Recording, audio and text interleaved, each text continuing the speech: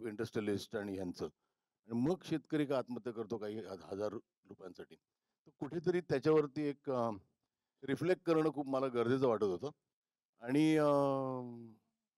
मग तो सिनेमा करायचा. ते basically it was an accident हा सिनेमा. ही जी 2 मुलं आहेत, ज्यांना राष्ट्रीय पारितोषिक मिळालं. भार्गव आणि त्रिशा. हे त्यांचा सिनेमा बघून मी खूप इम्प्रेस झालेलो होतो. ज्याला त्यांना राष्ट्रीय पारितोषिक मिळालं, त्यांना घरी बोलावलं आणि असं डोक्यात आलं, की ह्या दोघांना घेऊन एक सिनेमा करायचा. आणि खूप दिवस ते डोक्यात होतं आणि मग ती 2 शेतकऱ्यांची मुलं आणि त्यांच्या वडिलांनी आत्महत्या केली. आणि how would Shivaji Maharaj react to it? हा एक विषय आला आणि मग ते होत गेलं आणि सिनेमा आकाराला आला आणि today I am very happy तो आकाराला आला. कारण हा प्रश्न खूपच गंभीर आहे. आजही या वर्षी ओला दुष्काळ आहे. शेतकरी आत्महत्या अजूनही चालू आहेत. जवळ रोज आत्महत्या होते. जवळ नाही, रोजच आत्महत्या होतात. तरी आपण का म्हणजे कॅन वी डू समथिंग म्हणजे त्याच्यावरती एक फोकस टाकला तर काही होऊ शकतं का? सिनेमा हिरो हिरोईन नाही आहे सिनेमात. हा बेसिकली सिनेमा महाराज किती चिडू शकतात हे कळेल आपल्याला म्हणजे महाराष्ट्रात घडणाऱ्या गोष्टींबद्दल. बरोबर इतरही गोष्टी आहेत जे आपल्याला ऍड्रेस करायच्या त्याच्यात. मराठी माणूस हा याची गोष्ट आहेच ती. आपल्याच राज्यात आपलीच कुचंबना होते का? आणि how would Maharaj react to it? 2-3 गोष्टी एकत्र करून हा सिनेमा झाला. वाह! सर एकंदरीत तुमचं मत ऐकून आम्हा सर्वांना खरंच आनंद होतोय, की आज महाराष्ट्रात असे दिग्दर्शक आहेत, असे कलाप्रेमी आहेत आणि असा सामान्य माणूस आहे, जो कुठल्या ना कुठल्या मार्गाने प्रश्न विचारण्यासाठी तयार आहे आणि महाराजांचे आदर्श, महाराजांचे विचार पुढे नेण्यासाठी तयार आहे. धन्यवाद महेश सर. आता मी धन्यवाद. जास्त तुमची उत्सुकता शिगेला नेत नाही, कारण यापूर्वी या सिनेमाचा टीझर आला होता. त्यामुळे महाराष्ट्रातील प्रत्येक माणसाला खूप उत्सुकता लागून राहिली होती, की काय सिनेमा असणार आहे? आणि आज या सिनेमाचा ट्रेलर लॉन्च आहे. ट्रेलर लोकार्पण सोहळा आहे. तर मी माननीय महेश मांजरेकर सरांना विनंती करतो, की त्यांनी स्थानपन्न व्हावं आणि आता आपण पाहणार आहोत पुन्हा शिवाजीराजे भोसले या सिनेमाचा trailer. Thank thank you sir.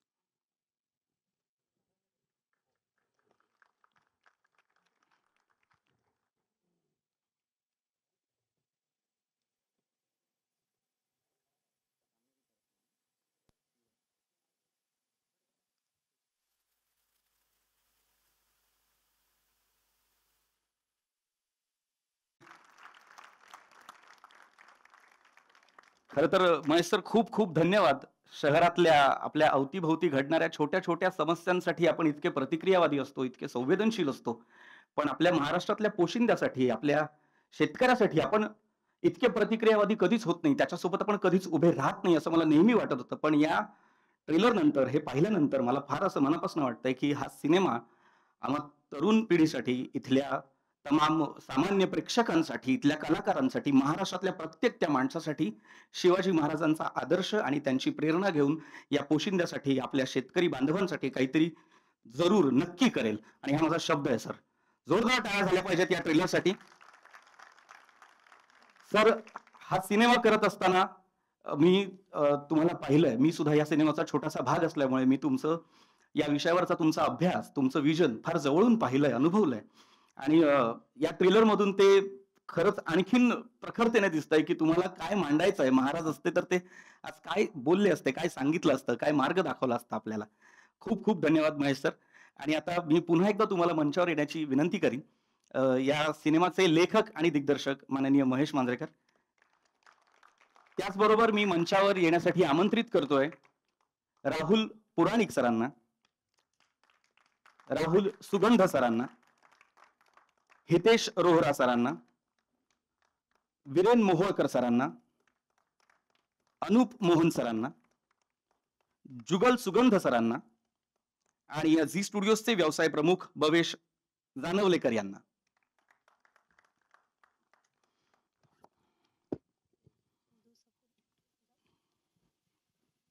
Please या सर.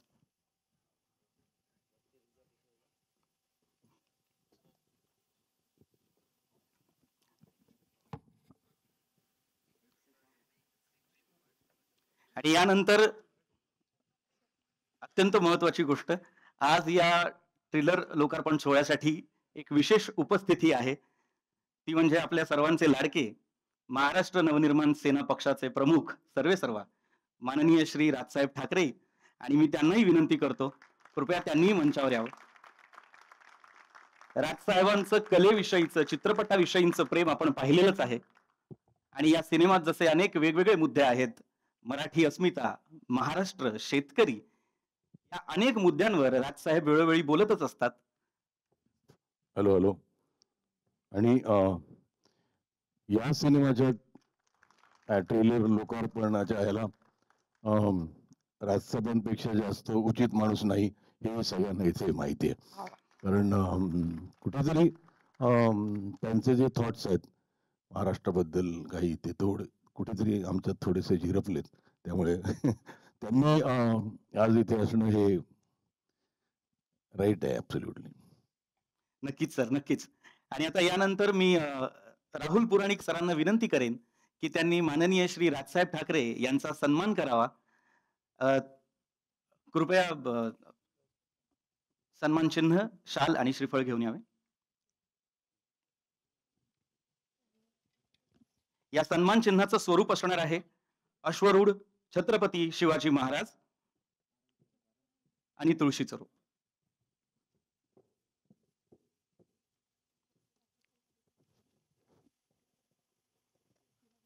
एकदा जोरदार टाळ्या झाल्या पाहिजेत.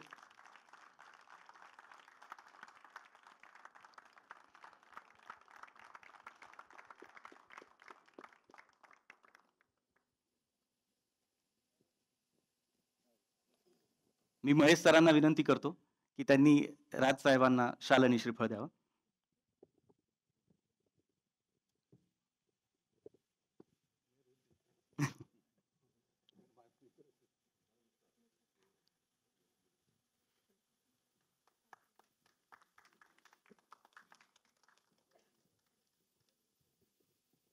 ब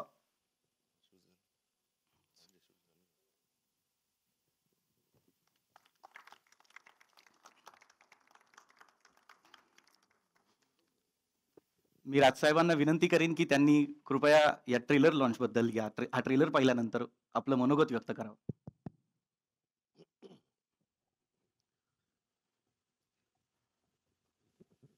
माझे मित्र महेश मांजरेकर, त्यांची संपूर्ण टीम आणि माझ्या सगळ्या मराठी बांधवांनो आणि भगिनींनो, मला आज आनंद होतोय की एक काठेवाडी माणूस मराठी शिवाजी महाराजांवरती पिक्चर करतोय.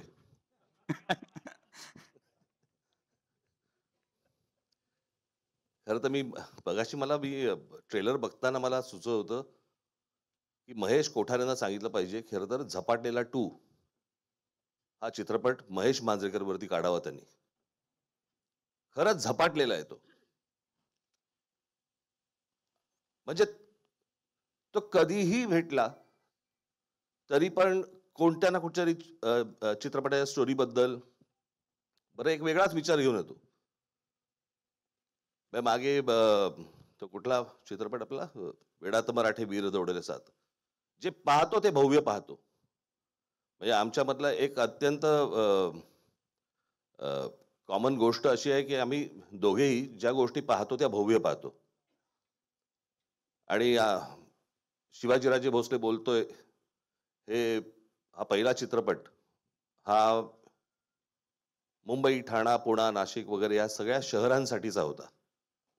हा चित्रपट ग्रामीण महाराष्ट्रासाठीचा आहे.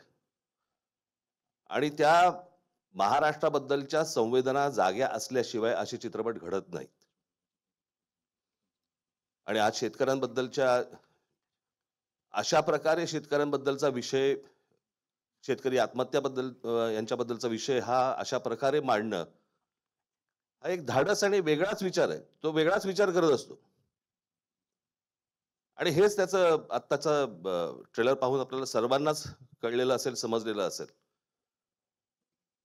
मी दरवेळेला मागे पण म्हटलं होतं की हिंदी चित्रपट सृष्टीमधले यश चोपडा तसे मराठी चित्रपट सृष्टीमधले महेश मांजरेकर एवढं निश्चित आहे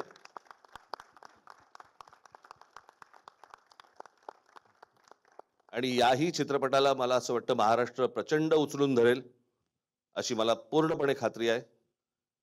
शिवाजी महाराजांवरती अनेक चित्रपट आले, लोकांनी आजपर्यंत उचलून धरले, परंतु ते खरंच शिवाजी महाराजांवरचे ऐतिहासिक चित्रपट होते जे मराठीमध्ये आले. हा वर्तमान आणि भूतकाळ यांच्या संगमावरचा एक अप्रतिम चित्रपट आज महेश मांजरेकर इथे घेऊन येत आहेत. मला असं वाटतं महाराष्ट्रातली मराठी जनता ही तसाच चित्रपट उचलून धरेल अशी मला आशा आहे, खात्री आहे. झी बरोबरच आहे आपल्या. तुम्ही काय ब्लॉकबस्टर घ्यायचेच ठरवलेले दिसत आहेत बरं का. त्याच्यामुळे सर्वांना मी महेश बरोबरच्या आत्ताच व्यासपीठावरती आहेत तेवढेच नव्हे, याच्यामध्ये काम केलेली ही टिंगणी सगळेच जण आहेत, अनेक लोक याच्यामध्ये यांनी काम केलेलं आहे. त्या सर्वांना माझ्या मनपूर्वक शुभेच्छा. धन्यवाद.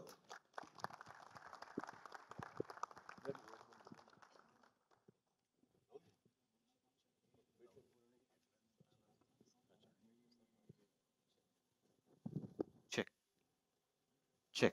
धन्यवाद धन्यवाद. यानंतर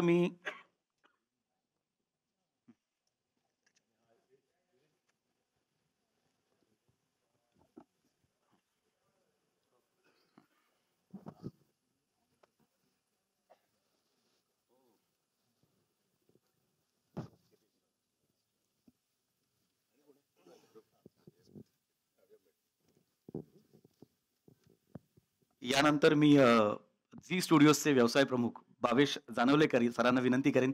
सर, झी स्टुडिओज हा सिनेमा प्रस्तुत करत आहे, तुमचं काय मनोगत आहे सर?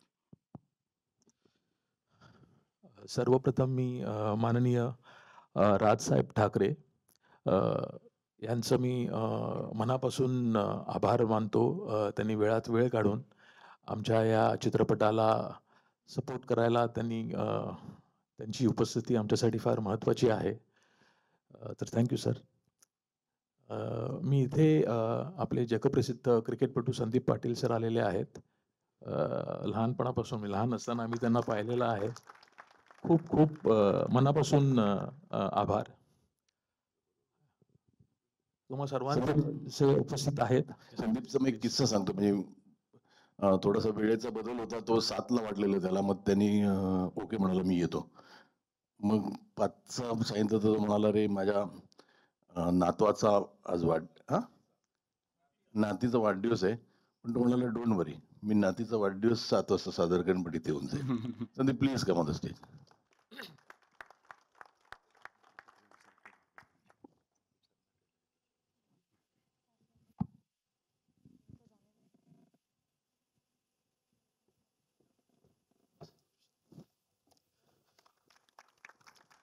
महेश सरांबरोबर आमचा झी स्टुडिओचा हा 5वा चित्रपट आहे आणि एका महत्त्वाच्या विषयावर आहे. आणि चित्रपट बघितल्याबरोबर झी स्टुडिओजने याचं भाग होणं अपरिहार्य होतं असं मला वाटतं. आणि होपफुली हा चित्रपट एक मैलाचा दगड ठरेल याचा मला विश्वास वाटतो. थँक्यू.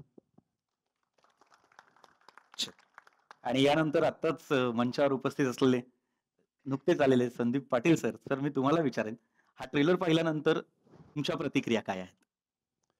नमस्कार मंडळी, व्यासपीठावरील सर्व मान्यवर, माझा मित्र महेश माझ्या समोर छोटा होता बालवनमध्ये, आज खूप मोठा झाला.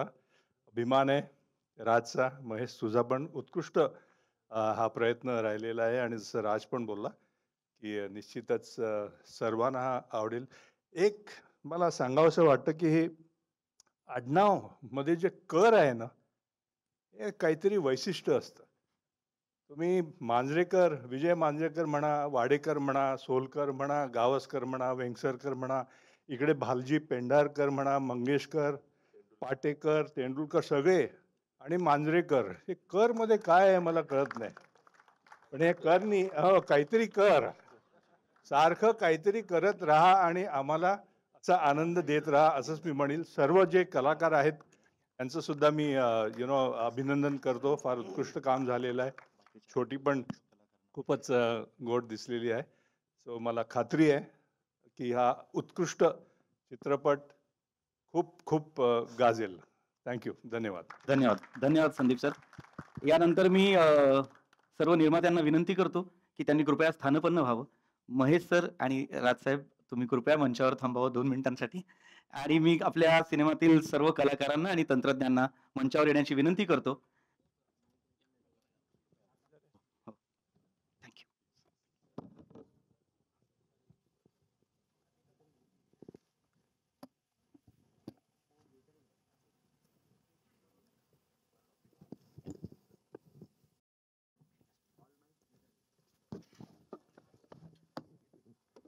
हं. Okay, okay. हं.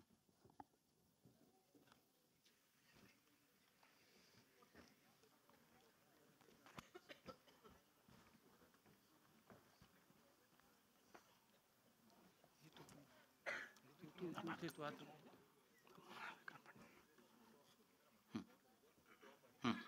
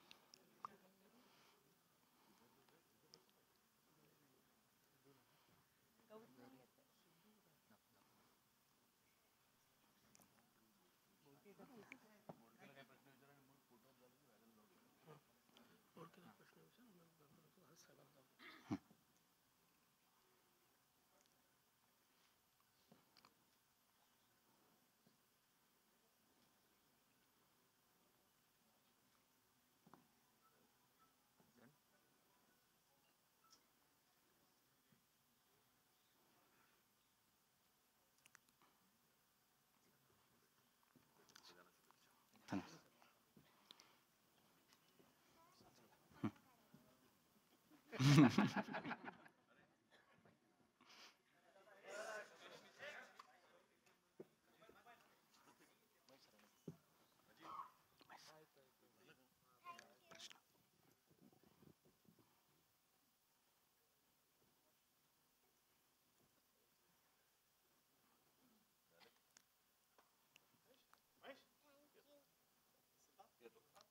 धन्यवाद राजसाहेब, धन्यवाद.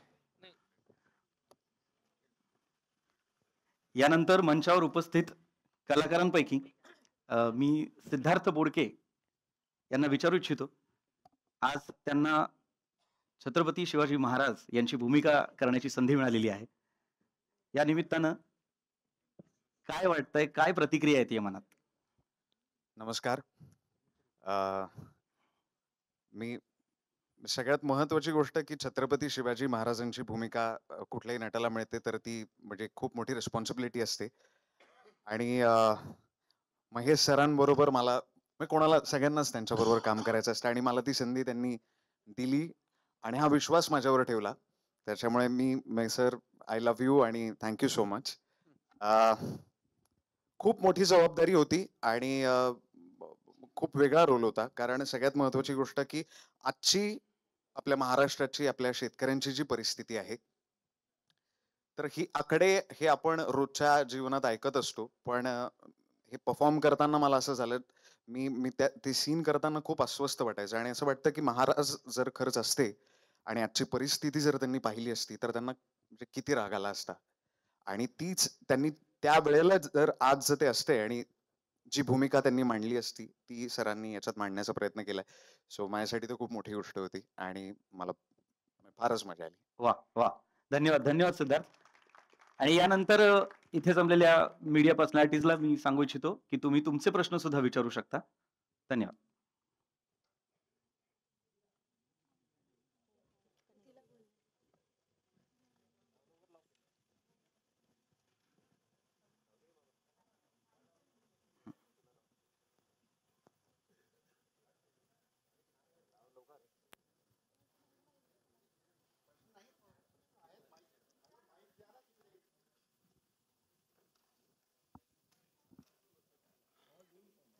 हं.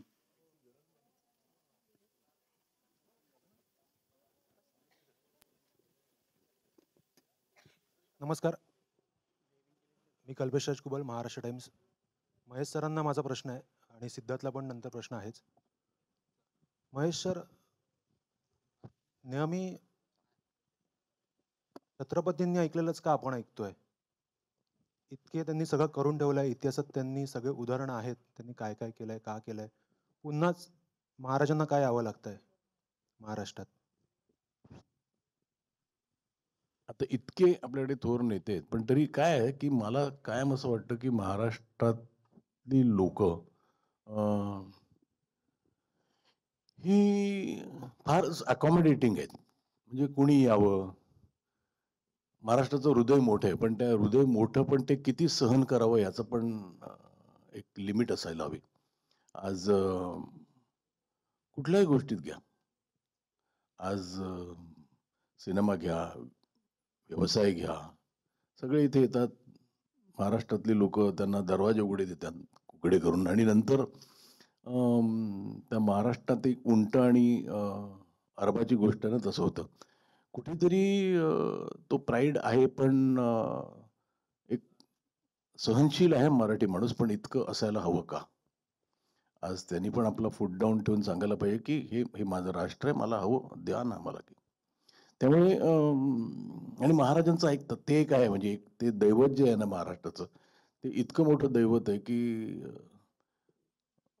त्यांनी बोललेलं सगळंच ऐकतात. मग मला आता त्यासाठी 2 पिक्चरमध्ये आधी, पण आता ह्या पिक्चरमध्ये मी तेच घेतलंय, की ह्याच्यात तर महाराजच बोलतायत.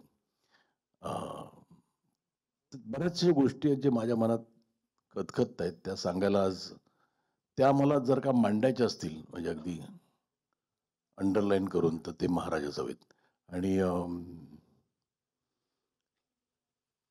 एक प्राईड आहे. ते ते कधीतरी आपण ते विहार इतकं मोठं दैवत नाही, तर you go back to him again and again.